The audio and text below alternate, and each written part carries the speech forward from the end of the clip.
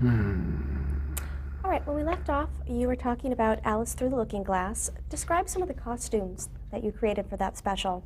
Well, Alice was all fantasy, and there was the traditional Tenniel characters, the red and the white king and queen, and Alice. But then we went into fantasy things where people wore horse costumes, and they were the knights in the court, and then all the dancers were in these incredible felt costumes, and then we had Tweedledee and Tweedledum, which were the Smothers brothers. We had the flower garden where all the flowers came alive. All kinds of things, like real. The Jabberwocky, for instance, was Jack Palance, and he was very mean and strange and had big wings, and it was just all fantasy. It was amazing. It was a wonderful job and fun to design. Very hard to do because it was my first time that I had ever worked with that kind of fantasy things. And construction-wise, I wasn't sure just how it happened. So it was all like doing it, learning as I went along. Nowadays, it would be a much easier job for me to do. But in those days, it was quite amazing. And we'd had these huge sets, and it was very impressive. And it did, it got us an Emmy, which was very exciting to win an Emmy. And I was in Europe when I heard that my first trip to Europe, I'd heard that I won an Emmy. I felt like I was, on top of the world. And that was '67. That was a little later. And I knew that I was coming back to do the Carol Burnett show. So I was like on top of the world. I won an Emmy, and I was in Europe on my first trip, and I was going to come back. I had a series, which I'd had earlier series. I had done the King Family show, which was actually Mark Brough and Dee Dee Wood were doing the King Family show, and they were, along with Nick Vanoff, who also did the Hollywood Palace. He was the main producer on that. And they asked me, from working with me on other shows, that Judy Garland and the Danny Thomas shows, if I would come and do that. And that was really my first big show on my own. And that was interesting because there was 30-some people in this family, and we had to dress them all in many costumes every week. And they had no budget, and I was just had to be clever. What was the format of that show? It was a musical format. It was a musical family. It was based on the King's Sisters, which were like a singing group of the 40s and 50s. And they were 4 ladies, and they all had children, teenage children, and then some of the brothers, and then all their brothers and sisters. It was a big Mormon family, and they had all these tons of people, and they would dress them all up and send them out. It was very impressive, and they'd been a musical touring family when they were very young in the 20s, 30s, and 20s, and then here they had developed it into a real TV show, and it lasted for a couple of seasons. And it was interesting. And Alvino Ray was married to one of the sisters, and he had a big orchestra. And it was a nice show, actually. It was a very, very wholesome, terrific show. It was on ABC. We did it in black and white. And it was pretty. They were all blonde. We had one brunette sister-in-law. We knew she didn't really belong. But everybody else had this big head of bleach blonde hair. They all looked like Doris Day. The whole stage looked like, like 20 Doris Days and their husbands. How did the cultural changes of the 1960s affect your career?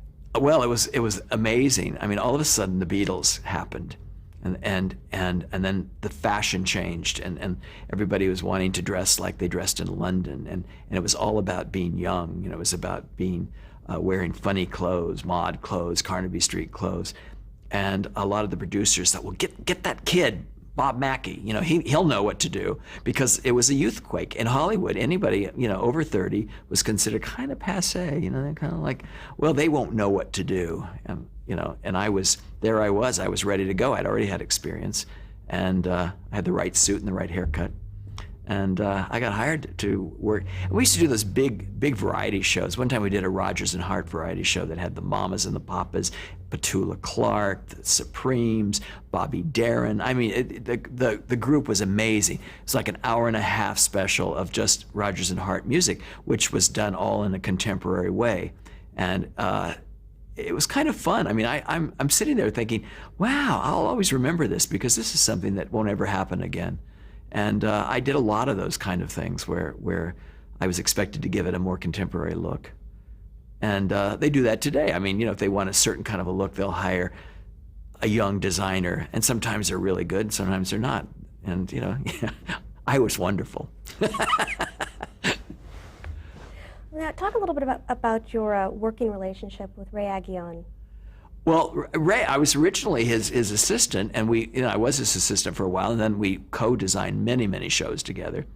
And then I started doing my own things and going off, and we did a couple of movies together as well. Lady Sings the Blues with Diana Ross and Funny Lady with Barbra Streisand.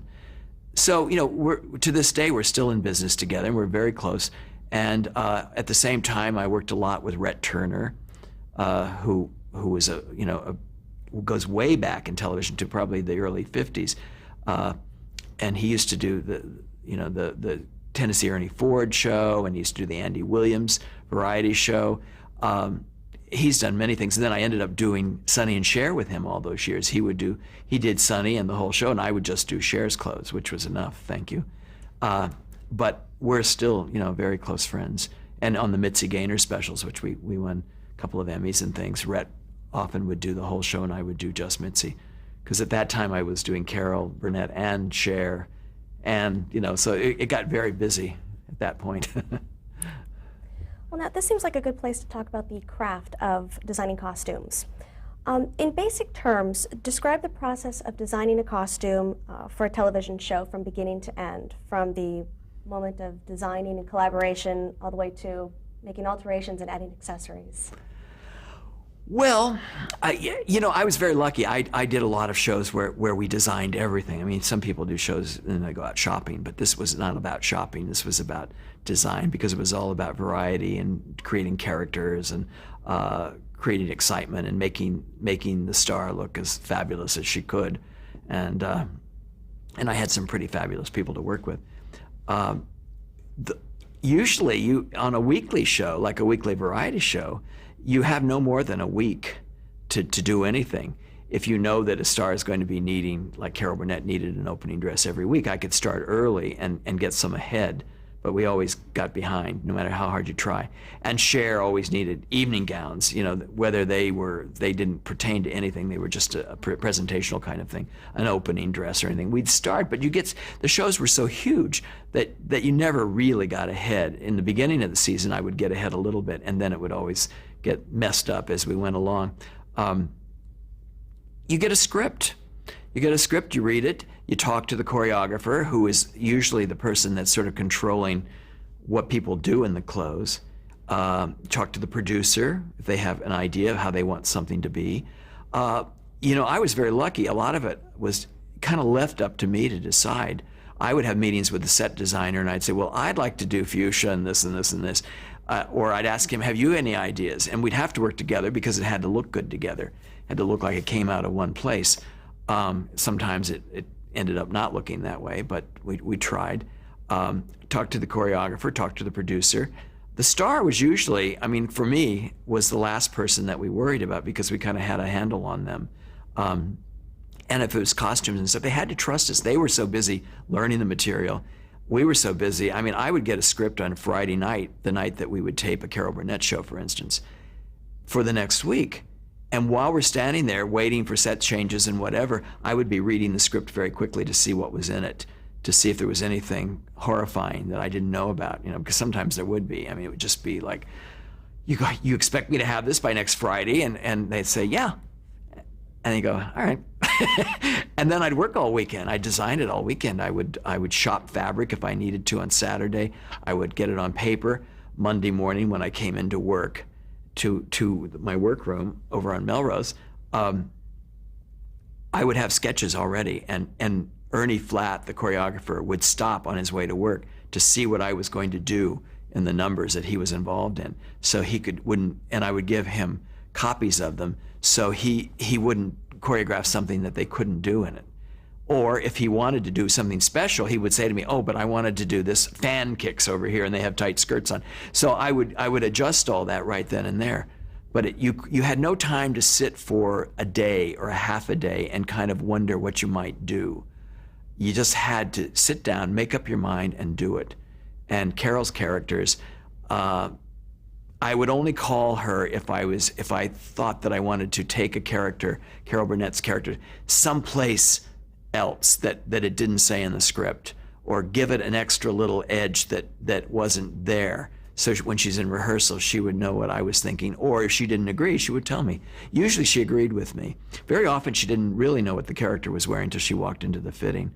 On Wednesday, she'd come to the fitting. So we had to have all her costumes ready to fit by Wednesday. Not finished, but ready to fit. We fit dancers on Tuesday, which meant Monday, often my workroom would work well into the night getting things ready for the dancers to fit the next morning. The fittings were very rough, but that's our only choice. And then on Thursday, we would fit the guest stars. We'd get all that together. And usually Thursday night, it would be a late night, and early Friday morning, the clothes went on everybody for a run through. So and these clothes were not thrown together with cardboard and crepe paper. I mean, they were really made clothes. And of course, as the years went on, like on a Carol Burnett show, or even on any show that's been on for a couple of years, you start developing a stock of things, which is fabulous. Your dancers all have their tuxedos, and the girls all have their basic bustiers and leotards and things. So you can use that as a base sometimes and work on it. And that's a way that I often did. Once you have your basics, it's not so hard. Oh, I could use that, and I could take that, and then I'll add this, and it's but the basic fit is there, and we kept the same dancers pretty much all year long. So that was hard when you have big production numbers. Carol's clothes, her stock started getting huge, and there was always, if you're in trouble, you could always go pull a gown or pull something from another show. Cher's things, she had a lot more clothes than Carol. I mean, Cher would have from 13 to 20 changes in a show. And I was always grateful when she'd play an existing character, because then she could wear her Laverne costume or her whatever. But, that show was all about what she was wearing. And people would tune in to see what she was going to wear or not wear, or how much skin she was going to show, or whatever. I mean, she was a hot number in the 70s, and people really enjoyed looking at her and copying her. And fashion changed. Fashion was influenced by what we put on her. You'd start seeing these funny knockoffs in the department stores and go, oh, that looks familiar. Hello. But that's the way it was, and that was exciting. It was very exciting. Who physically made the costumes? Well, we had different times. Some people, when they do television shows, they would work out of a costume making place within the studio. They had one at CBS, but I had my own. When the first year of Carol Burnett, I had no place to really make the clothes, so I went to a costume house to do it, and I was unhappy. And a lot of us, there was like 2 or 3, 4 of us that were unhappy with what we were getting around town. So we opened a place called Elizabeth Courtney Costumes, and that is still existing actually. But we used to turn out. I remember in the beginning we would do Carol Burnett show. We opened it in '68, the year after she started, and we would do all of the Carol Burnett costumes there. And we would do all of the Bill Cosby show. He had a variety show, all those costumes. And then there was a Leslie Uggam show came in. Then, of course, all the Cher clothes. And then sometimes the men's costumes we'd have made at tailor shops around town. It was, you just had to get it done. There was no standing in line waiting till they're ready for you. You had to find a place that would turn it out in a hurry. Now, how does that process change for a film? Well, in movies, it's the same process, basically, except that usually you have more time to vacillate on what you want to do and show it to this one and show it to that one and give them a chance to change their mind. Like on the Carol Burnett show, it got so, I said to Joe Hamilton, the producer of the show, I said, if I come over here for this production meeting on Tuesday, I'm not going to be able to fit the dancers. And he says, you know what, I trust you. And so I never went to that production meeting, and he did trust me, and he never really knew what I was going to do. He trusted the choreographer to check it, and he trusted Carol, and if there was anything that was off, she would catch, but we never had that kind of problem. And even the show day, sometimes we'd have to change a few things if it didn't work, but I mean, it's like your first dress rehearsal, and all of a sudden it has to be perfect, and it usually was. Now, what about for a Broadway show? Does the process stay the same? The Broadway show is different. You have more time to do it, and they go into rehearsal, and you can kind of see things, and the director has a vision. It's just different on a Broadway show. And you go out of town. Sometimes they carry on too much. Their first ideas are always the best. And I always think my first impulse is usually the best thing. but sometimes you can improve it. Are there certain fabrics or designs that are ill-suited for television? Well, in the old days, they used to say, oh, you can't wear white on television, and sometimes you still can't, and you can't do this, and you can't do that. There were so many can'ts, and you can't use sequins. I had an assistant once that said in college, his professor said, he says, you can never use sequins or beads on television. And one of the kids said, well, you better call Bob Mackie and tell him. And then he later became my assistant, which I thought was very funny. But it's like people that teach in colleges sometimes have some very strange things they teach those poor children, which are all, a lot of bad information. But you can do everything if your lighting man will work with you. But there are things that are safer, do pure white or shiny, that's going to reflect. The systems are much better than they were when I started. I mean, it used to be that you could, in the color system, you could never get purple, you could never get turquoise. It all turned royal blue. No matter what you did, if it had blue in it at all, it would just turn blue. So that was very frustrating as a designer. You almost had to do magenta to get anything to look purple, and green would turn turquoise maybe. I mean, it was kind of a nightmare, but you got used to it. You got used to the problems. And black and white, of course, was a whole other problem. I mean, it could be very boring if you didn't use plenty of contrast in your designing. Things still strobe, checks, small checks and stripes and all those, and they still strobe if you get it at the wrong distance from the camera.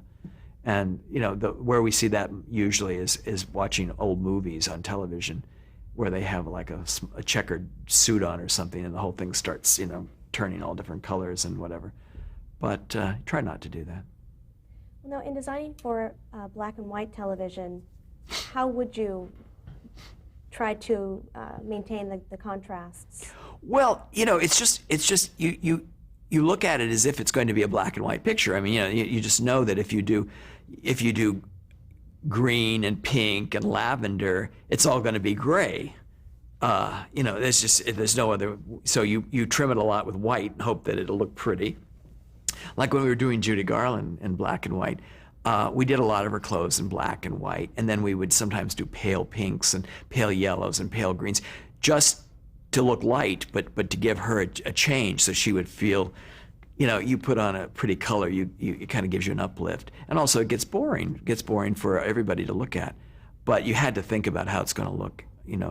I know we did a very tough red dress on her one time, and it wasn't as good as it was in person. Red, nothing like red, but in black and white, it's not so interesting.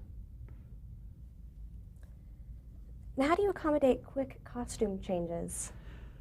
Well, you just do. You don't make something that takes 20 minutes to get into. A lot of that is the star too. I mean, the star has to be willing to hurry. Some just never hurry. Carol Burnett was always in her costume, in her wig, in her makeup change before they had the set put up, and standing out there talking to the audience, which just drive me crazy because there's sometimes you needed a little more time. She was the fastest woman alive, still is. You never have to worry about her. But also you design it that way. We used to do almost on the Carol Burnett show, it was like a live show. The show would take about an hour and a half to tape an hour-long show. That's unheard of these days because and we had tape. I mean, it wasn't like live. I mean, I've done live shows where everything had to be quick because you're on the air. The Oscars, for instance, and I did one of my early ones was a Bell telephone hour that went on at 6 o'clock in Los Angeles and went directly to New York to be on the air at 9.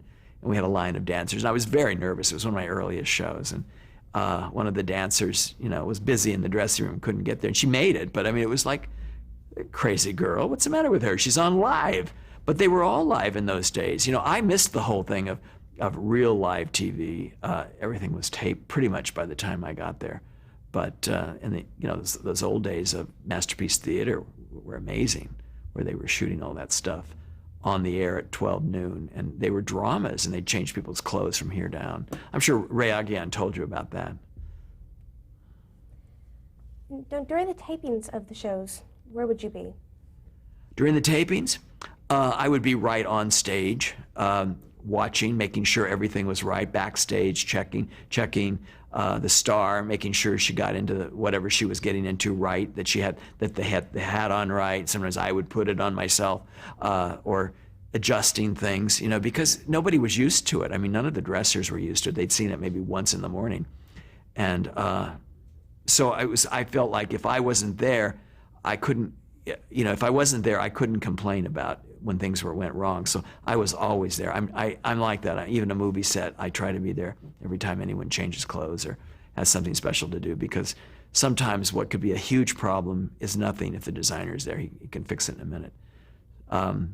And I'm always watching the dancers and making sure their wigs look right, because I was in charge of designing the wigs and then giving it to the hairdressers to work on. And if they didn't do it right, it was up to me to correct it. And the same way with Cher, Sonny and Cher. All of her things, I would always check.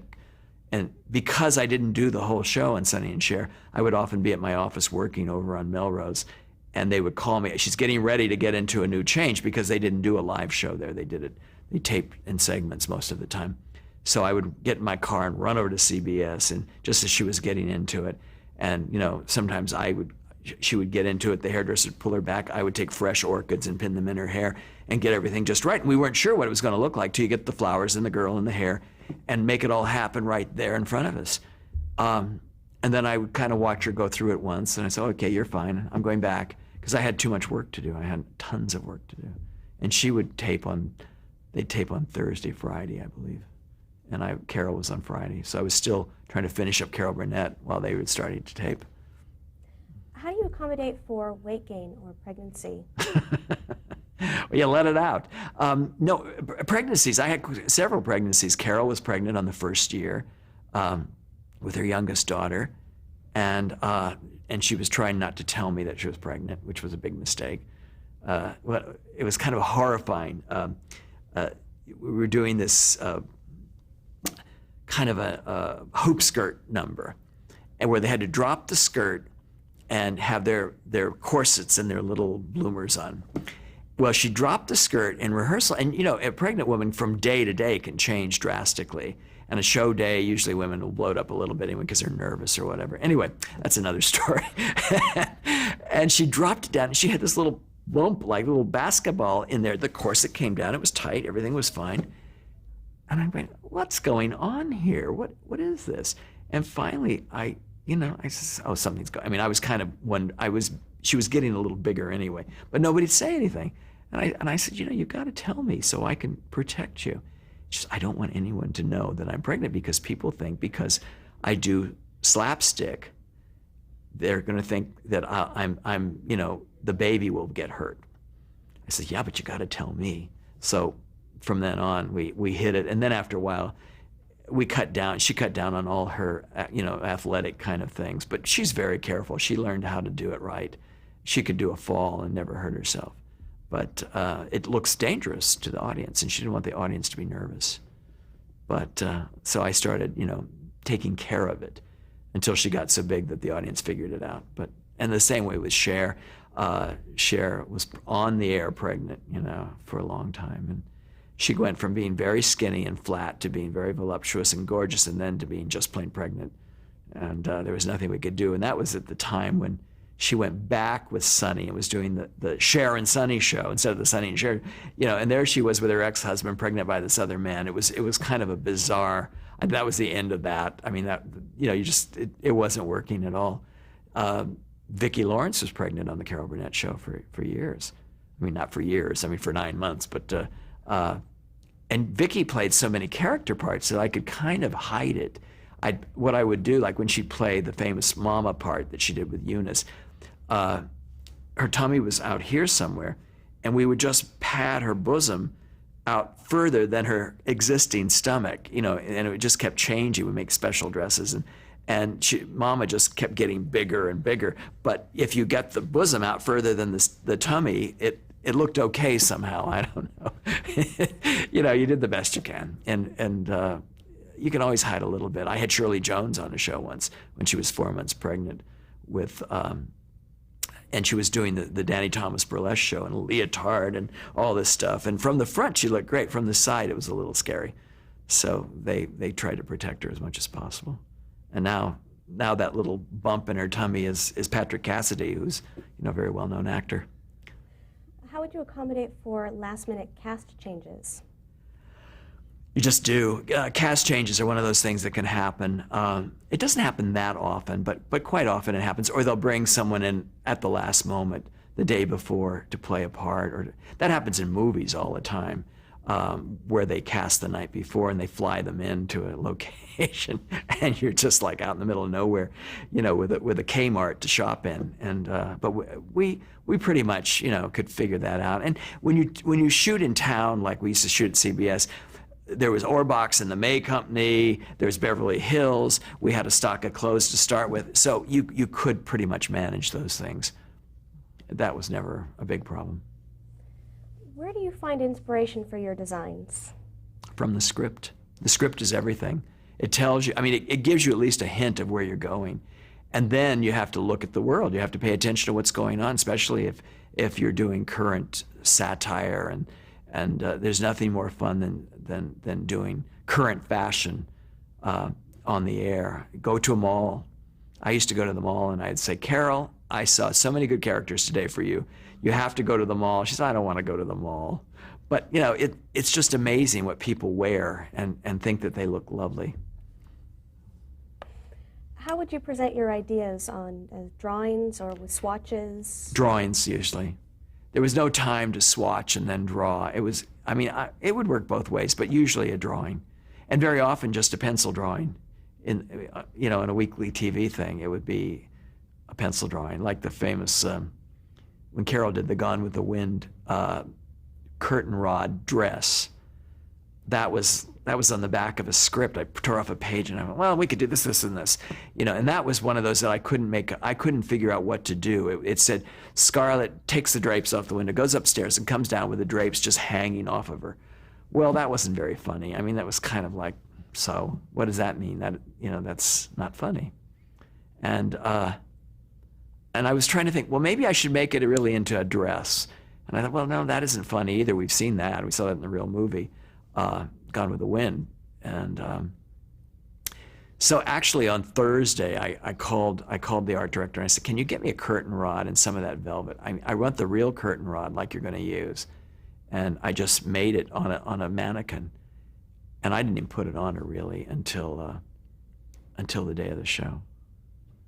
And it was so heavy, and it was way up on top of this staircase, and her dresser was this little 5-foot woman, little tiny woman, and they had these terrible steep getaway stairs in the back of the set. And I said, Annette, I'll go up there. I'll help you with this change because you're not going to be able to do it, and there's no room for anybody else up there but us. And because there was just a little space for her to go off and then come back. We had to do the change live while Harvey and Vicky were doing a little scene. She went up the stairs, we put it on her, got her ready, and then she walked down the stairs. And I've never heard laughter like that in my life. People were it hit. They all had this sense of what it was in the movie. Everybody had seen that movie, and it just made people laugh, and it still does. Every time I talk to anybody, they bring up this silly curtain rod outfit, with the velvet drapes attached to it. I had an exhibit in New York of all my whole career and what was in the front window, that outfit. It just doesn't make one bit of sense. But anyway, it's fine. It'll be on my tombstone one day. Great, let's stop right there.